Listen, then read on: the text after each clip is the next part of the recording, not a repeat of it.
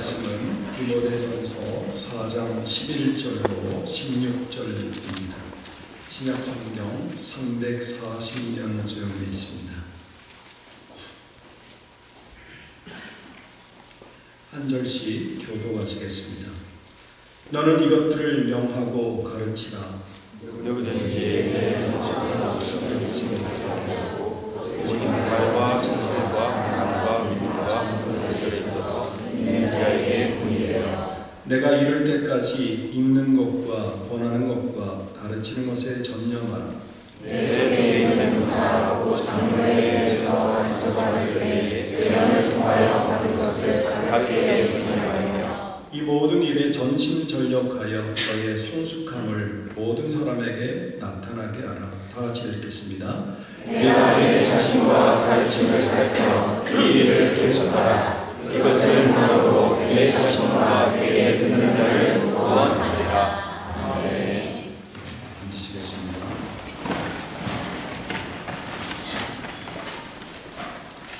지난주 사경에 은혜 많이 받으셨습니까? 네. 30%만 은혜 받으셨습니까? 네, 다들 은혜롭고 유익한 시간이 되지 않았나 싶습니다. 지금은 이 사경회도 끝나고 공부에 집중해야 될 시기가 아닌가 생각됩니다. 특별히 공부하는 기쁨이 여러분에게 함께 하시길 바랍니다. 특별히 또 이 기회에 하나님 깊이 만나는 그런 은혜도 함께 누리시길 바랍니다. 오늘 본문은 사도 바울이 디모데에게 주는 권면의 말씀, 이 말씀을 통해서 함께 은혜 나누고자 합니다. 우리가 잘 아시다시피 바울은 13개의 편지를 쓰면서 특별히 교회가 아니라 개인에게 몇 개의 편지를 보내고 있습니다. 빌레몬서, 디도서, 그리고 오늘 본문의 디모데 전후서입니다.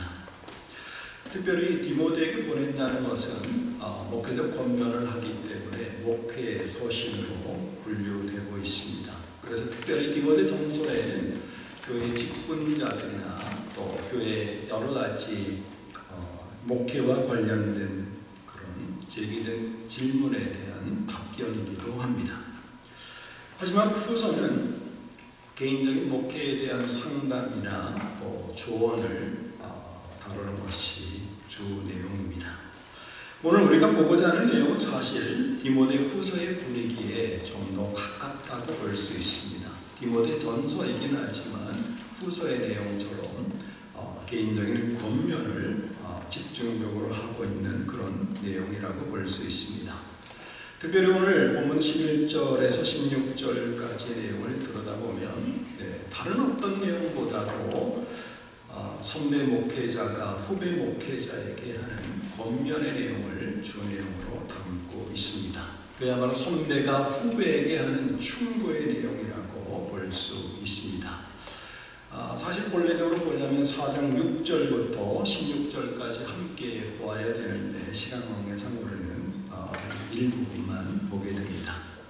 그래서 여기에서 12개 정도의 명령법, 이렇게 명령법을 통해서 권면이 계속적으로 이어지는데 우리는 그 가운데 이 12개의 권면 가운데 가장 핵심적인 그리고 내용을 포괄할 수 있는 두 가지 부분에 초점 맞추려고 합니다. 특별히 12절에 본이 되어라.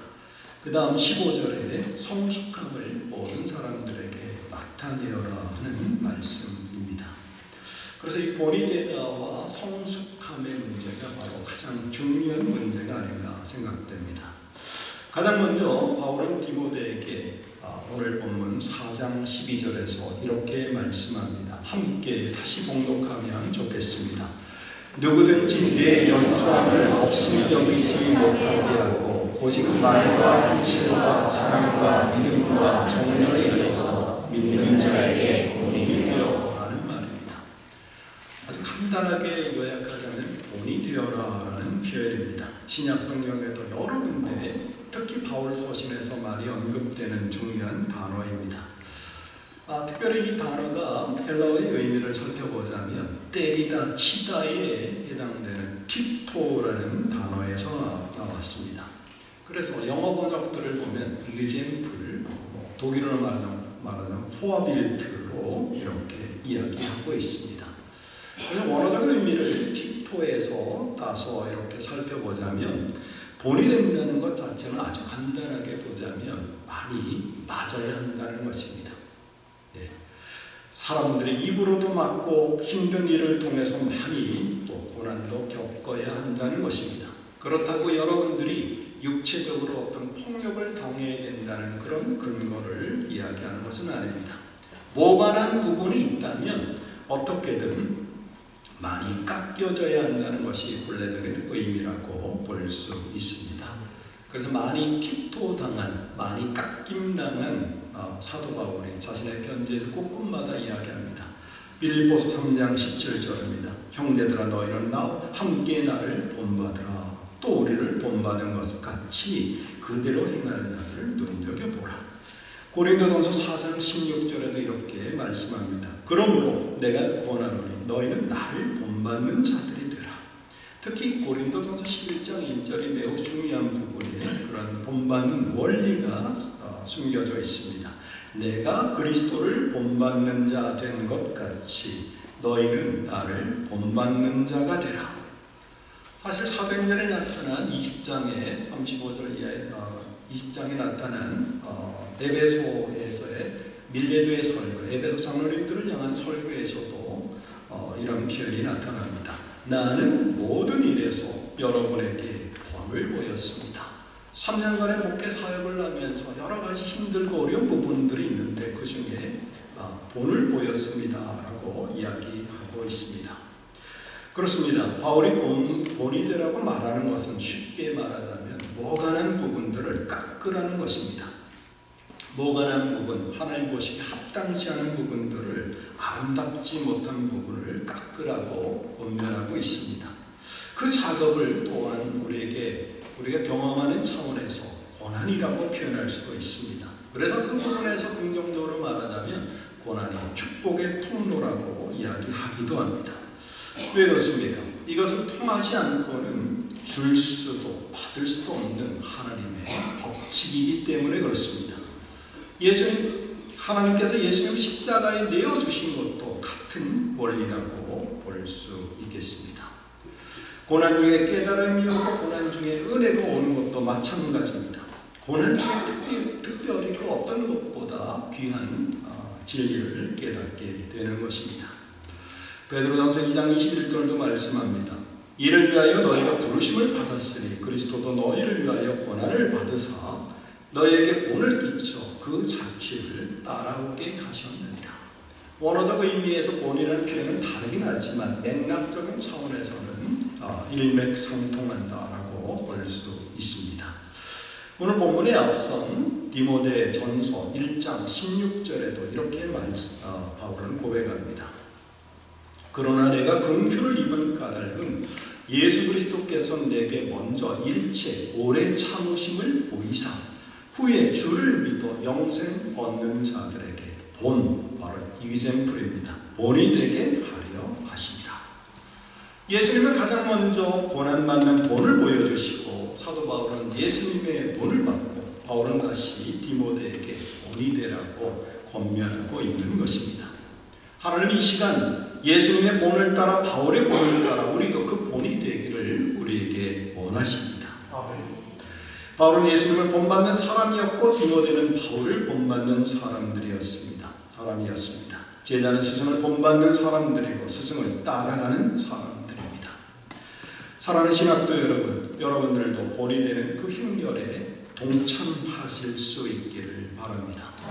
이것이 얼마나 큰 행복입니까? 또한 이 얼마나 큰 영광입니까? 본이 되기 위해 과감하게 이 고난의 행렬에 깎이는 은혜를 누리시는 여러분 다 되시길 바랍니다. 두 번째로는 성숙하라는 표현으로 요약될 수 있습니다. 우리 15절을 다시 한번 같이 읽으시면 좋겠습니다. 15절입니다. 이 모든 일에 전심전력하여 너의 성숙함을 모든 사람에게 나타나게 하라. 오늘 본문에 나타난 이 부분에서 중요한 부분이 너희의 성숙함을 모든 사람에게 나타나게 하라. 여기 성숙함이라는 표현입니다. 사실은 이 성숙함에 해당되는 이 표현이 개역 개정에는 성숙이지만 바로 직전의 개역판에서는 진보라는 말로 번역하고 있습니다. 진보라는 뜻, 헬라어를 살펴보니까 프로코페입니다. 앞으로라는 표현과 전진하다, 앞으로 나아가다라는 의미를 가지고 있는 이 프로코페, 그 콥토가 합쳐진 그런 단어입니다. 그래서 영어 번역들은 주로 프로그레스, 또 영어로는 이제 어드밴스먼트로 번역을 하고 있는 것을 볼 수 있습니다. 그래서 이 단어가 빌립보서 1장 25절의 번역에 보면 너희 믿음의 진보로 번역하고 있는 것을 볼 수 있습니다. 스토아 철학에서는 이 프로코페가 사람들의 이루어놓은 발전을 의미하고 있습니다. 하지만 이 본문에서는 우리 본문은 믿음에 있어서 그런 진전, 또 발전을 의미한다라고 이야기할 수 있습니다. 자, 그럼 진보는 과연 무엇입니까? 사전적 의미는 정도나 수준이 나아지거나 높아지는 것을 의미합니다. 맞습니다. 우리는 수준이 높아지고 나아져야 합니다. 신학교에 입학한 이상 우리는 이 부분에 최대한 초점을 맞춰야 됩니다. 우리 정도나 수준이 고만고만하거나 또 거기에 머물지 않고 탁월해져야 한다는 것입니다. 이를 위해 우리는 얼마나 노력하고 있습니까? 헬프타임의 저자 밥 뷰포드가 이런 말을 했습니다. 물론 여기 헬프타임에 관한 부분을 먼저 말씀드리자면 전반전보다 나은 후반전이 되려면 내 참모습을 발견해야 된다. 전반전에서는 나 아닌 다른 사람이 되어야 할 때가 많았다. 그런데 바로 이 부분입니다. 어떤 종류의 단체를 이끌고 있든지 간에 리더는 끊임없이 자신을 발전시켜야 합니다. 그렇지 않으면 리더를 따르는 사람들은 변화되지만 리더 혼자만 전통주의와 선입관에 빠져 뒤로 처지게 됩니다. 우리가 영적 지도자로서 교회 공동체를 이끄는 사람이라면 뒤로 처지는 것이 아니라 이렇게 끊임없이 자신을 발전시켜야 된다라고 강조하고 있습니다. 또 다른 측면에서 지금 진보의 의미가 맞지만 또 성숙함, 왜 이렇게 성숙함으로 바뀌어서 이렇게 번역할 수밖에 없었을까? 영적인 의미로 이제 보았을 때 성숙함의 의미가 이 본문에서보다 많은 의미를 전달하고 있다라고 생각했기 때문에 아마도 이 번역위원들이 새롭게 번역하지 않았을까 이렇게 생각할 수 있습니다. 숙성이라는 표현은 한 글자 순서의 차이지만 주로 음식에 사용되는 용어입니다. 숙성을 어떻게 하느냐에 따라서 음식의 맛이 달라집니다. 우리는 다 이제 숙성시킨 장을 먹는 그런 사람들이 아닙니까? 제가 언젠가 한번 깊은 산골짝, 깊은 산골짝이 어딜까요? 강원도였습니다. 강원도 깊은 산골짝에서 우연히 제가 그 주인분이 이제 끓여오는 장국을 먹었는데 평생 그렇게 맛있는 장국은 처음 보았습니다. 여기에 제가 어떻게 표현해야 될까요? 맛있다 말고는 그것도 원하는 답이 아니고 시원하다. 여러분 시원한 맛을 느끼셨습니까? 뜨거운데도 시원하고 그야말로 이건 더 이상 표현할 수 없는 그런 표현이었습니다. 마트에서 덤으로 주는 그런 장맛이 아니었습니다. 깊은 맛, 너무나 오래된 그 묵은 맛을 보면서 저는 그런 생각을 했습니다. 정말 말씀과 기도로 우리 가운데 이런 깊은 맛을 낼 수 있을 것인가. 그리고 우리가 말씀을 전할 때, 설교할 때, 성경 공부할 때 정말 이 깊은 맛을 얼마나 전달할 수 있을까. 자, 그러면 성숙은 어떤 의미입니까? 성숙은 생물의 발육이 완전히 이루어지고 몸과 마음이 자라서 어른스럽게 또 경험이나 습관을 쌓아서 익숙해지고 무르익는다, 이런 의미들을 가지고 있습니다. 마찬가지로 오늘 본문에서 사도 바울이 디모데에게 한 것처럼 그런 권면처럼 우리 선지의 동산에서 더욱더 무르익고 어른스러워지고 우리 하는 일이 익숙해져야 한다는 말씀입니다. 말씀 공부나 말씀 선포도 익숙해져야 되고 성도들을 대할 때도 마찬가지 늘 어설프게 늘 초보의 그런 모습이 아니라 탁월하게 나아갈 수 있도록 훈련되어야 한다는 것입니다. 지난주에 조주희 목사님께서 여러 말씀을 해주셨습니다. 혹시 기억나는 말씀이 있을까요? 사경의 은혜 받으셨죠? 연대. 좋은 말씀입니다. 제가 은혜 받은 말씀은 성장하는 것이 나의 최고의 기쁨입니다. 이 어록 가운데 아주 참 저에게는 의미 있는 말씀이었습니다. 배움에는 자존심을 내세우지 마세요. 자존심을 내려놓으세요. 네, 그야말로 우리도 이와 같은 여러분의 성장하는 기쁨이 최고의 기쁨이 될 수 있기를 바랍니다. 우리는 여기에서 2년, 3년, 4년 또는 7년 동안 선지의 동산에 머물러가게 됩니다. 이 기간이 진보와 성숙의 기간이 될 수 있어야 합니다. 사랑하는 신학도 여러분, 주에게를 가는 동역자 여러분, 여러분을 만나는 사람마다 시원함을 느끼고 갈증이 해소되고 하나님의 영원의 기쁨을 경험하고 우리를 통해서 그런 것들을 체험했다, 맛보았다 말할 수 있게 되기를 바랍니다. 오늘 보면 15절에서 또 한 가지로 이렇게 얘기합니다. 모든 사람에게 나타나게 하라. 헬라어로 보면 파네라, 보여주다라는 말인데 영어에서는 에비던트라는 증거를 얘기하고 있습니다. 증거를 보이라는 것입니다. 객관적인 증거, 외적인 증거를 나타내라는 것입니다. 특별히 1차적으로 믿는 자들에게지만 믿지 않는 자들에게까지도 입증할 수 있어야 된다는 것을 분명히 하고 있습니다. 우리 스스로 내가 이 정도 만족해야지, 이 정도 수준이면 충분하다라고 생각하는 것이 아니라 밖에서의 생각을 이야기합니다. 세상에서도 인정할 수 있는 그 정도의 실력을 키워야 되고 성숙해야 되고 발전해야 된다라는 사실입니다.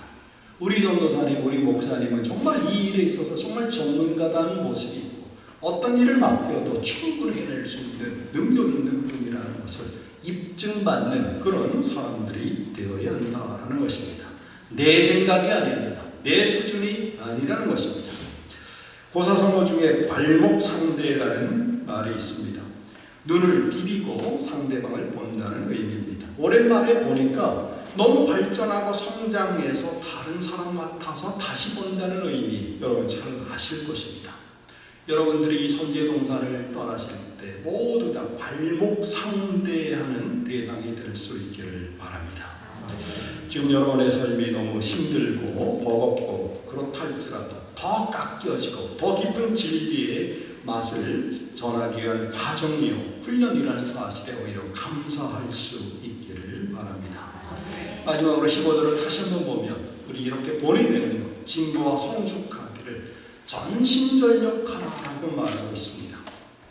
힘껏 최선을 다하라는 것입니다. 해도 되고 안 해도 되는 그런 옵션이 아니라 해야만 되는, 그리고 최선을 다하라. 원어적 의미를 살핀다면 특별히 주의를 더 기울이라고 우리에게 권면하고 있습니다. 그리고 또한 계속하라고 16절에 이야기를 하고 있습니다. 이런 본이 삶, 진보와 성숙의 삶을 살아갈 때 사도 바울은 우리에게 이렇게 말합니다. 내 자신과 내게 듣는 자를 구원하리라. 이러한 구원의 역사의 도구요 통로로 쓰임 받으시는 여러분들, 또한 하나님께 칭찬받는 여러분 다 되시길 바랍니다. 기도하겠습니다. 사랑과 은혜가 충만하신 아버지 하나님, 하나님의 선하신 뜻이 계셔서 이곳 선지동산에 우리를 불러주셨고 훈련받게 하시니 감사드립니다. 비록 우리의 삶이 버겁고 남물에 눈물 짓게 하지만 이 모든 것들을 통하여 우리의 원한 부분들을 깎아내어 버리므로 모든 사람 앞에 본이 되게 도와주시옵소서. 우리가 훈련받을 때 우리의 모습이 외적으로나 내적으로나 성숙하고 성장, 발전되어 가게 도와주시옵소서. 우리의 본을 통하여 하나님께 영광 돌리고 또한 많은 사람들이 구원받게 되는 놀라운 일들이 많아지게 도와주시옵소서. 감사드렸고 예수님의 이름으로 기도합니다.